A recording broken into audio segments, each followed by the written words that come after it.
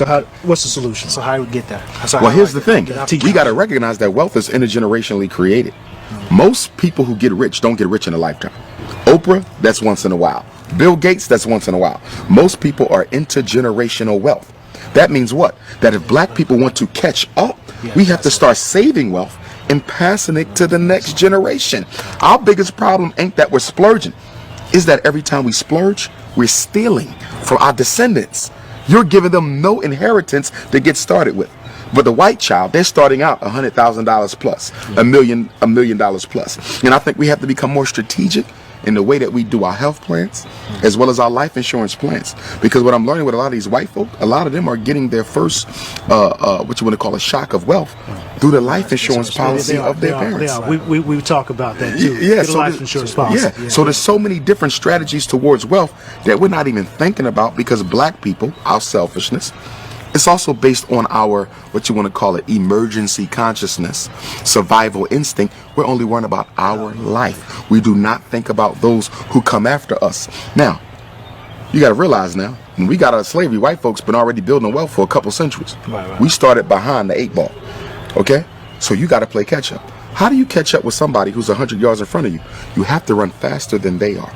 That means we have to sacrifice our spending habits more than everyone else in order to catch up.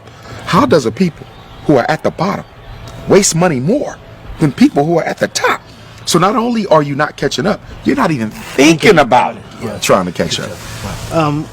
This is good, and we got 1,000 questions, and we know you got a flight. We appreciate the time. Thank you. No problem. One fat, meat, juicy point. What would it be before you go? I would say that we have to build our own schools. Everything we're talking about, the only way it becomes normalized, the only way it becomes a part of the collective black consciousness is if the children are raised with it as a group. Remember, all progress is group work. It's teamwork. That means we need all the children in Jackson to be taught the principles of financial empowerment. All the children of Jackson to be taught how to eat healthy. All the children of Jackson to understand what black family means and why it's so important. Until then, it's just a specialty. As we spoke earlier, diet being a specialty, wealth is a specialty. Think about it. If you're black and you're in the know about money, in the laws of finance, you are a specialty. You are an eccentricity. You are an oddity. That's a problem. Because for white people, gaining wealth is a regular part of their everyday conversation. Even poor white people are regularly talking about wealth.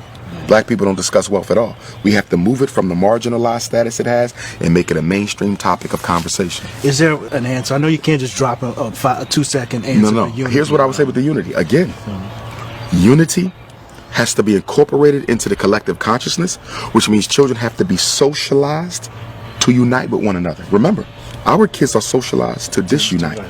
As a principal, right? I've had first graders, 6 and 7, talking about how black your skin is, how cheap your clothes is, how nappy your hair. You're 6. This your first year in school. How do you know all this? The parents. We are teaching our kids to be Negroes. So the only way you're going to undo that is to teach them to be Africans, which is why I want my school to be residential. Because I know sending them back to the same house that created the illness after school is going to undo everything I do from 8 to 3. You got the kids for 16 hours. I got them for 8. I can't win. Because the brain is the creature of repetition. Whoever gets to this the most will rule it. What did Adolf Hitler say? Come up with a lie, keep on telling the lie, be consistent with it. It ain't got to be the truth. But the brain cannot resist the temptation to believe something that is regularly presented before it. Repetition wins. We give our kids to white folks for the first 18 years of their life, then we want to remake them into Africans for the rest of their life. That's ridiculous. The formidable years of conditioning is birth to 12. The formidable years of conditioning is birth to 12. We give that to white people. And then when they turn 21, they already have habituated. They already have a personality. They already got hard habits. And now we want to re-Africanize them. Who does that? What people have ever gotten free, giving the best years of their children to their oppressor, the manipulator?